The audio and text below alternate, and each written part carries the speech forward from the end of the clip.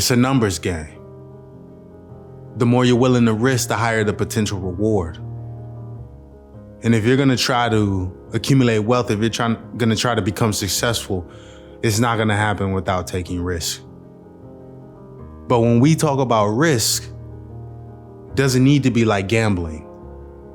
It's educated, calculated risk. Doing the due diligence, doing the homework.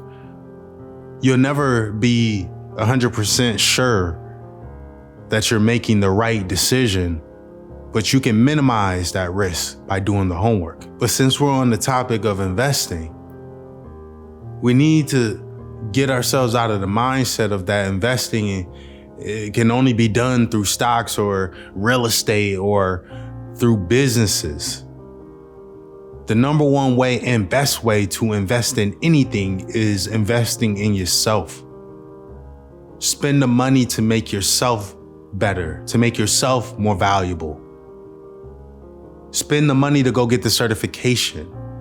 Spend the money to go to trade school. Spend the money to go to college. Make yourself more valuable. Because if we're going to be honest, if you don't have large sums of money to invest in the stock market, you're not going to be making a lot of money anytime soon. You're going to have to wait about 50 years for that money to do something for you. The stock market ain't made for broke people. It's not made for, $100 here and there. The stock market is to keep the rich rich, to allow them to hold on to their money and make more money. Now, if I have a business idea, or if I feel like there's a hole in the market that I feel that I can fill with whatever business idea that I have, I'd rather invest in that than invest in the stock market. Investing in a company, your company, that takes off later down the road is going to bring you back so much more money than investing in stocks could ever do.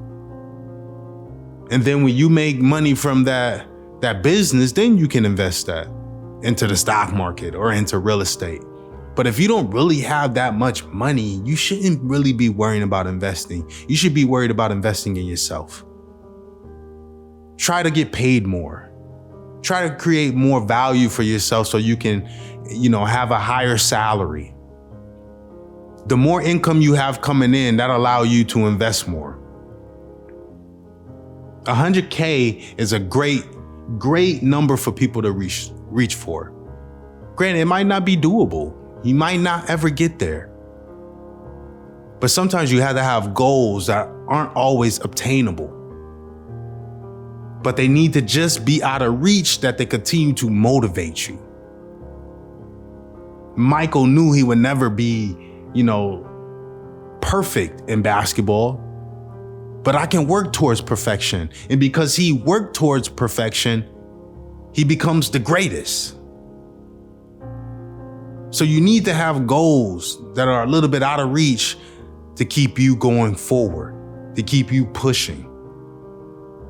So 100K is a great number for people to look and work to obtain, because at 100K, you're making enough money that you can really start investing. You can really start putting your money into vehicles and machines that are going to produce more for you down the road. If you're poor, if you're making $30,000 a year, $40,000 a year, it's already enough trying to live, to afford rent and groceries. And I'm not going to even get into it if you have kids and stuff. That's already hard enough. So don't be focused on investing your money in the stock market because you really don't have the disposable income to do so. So focus on whatever disposable income you do have. Focus on investing that back into yourself until you're at a point, salary-wise, income-wise, where you can start putting it in vehicles to produce more for you, more money for you. So we got to change the way that we think about things. Myself personally, I am not suggesting anybody to do this for their own finances. This is me, because I know my level of intellect and I know how to use my money properly. I know how to save my money properly. I know how to invest my money properly. So if I tell you something that I did, please don't do that unless you feel that, that it's something that you can do. But what I did with my money at the company that I work for, I stopped investing it in the 401k. I don't need to put my money in some little, fund that's gonna bring me back a little bit of returns. I can bring back a lot more returns than these little funds can do. I've done it. So I'd rather not invest my money in any kind of 401k, rather allow me to invest my own money. I like to be an independent investor. Like I am involved. I am more of an active investor. I'm involved in my investments.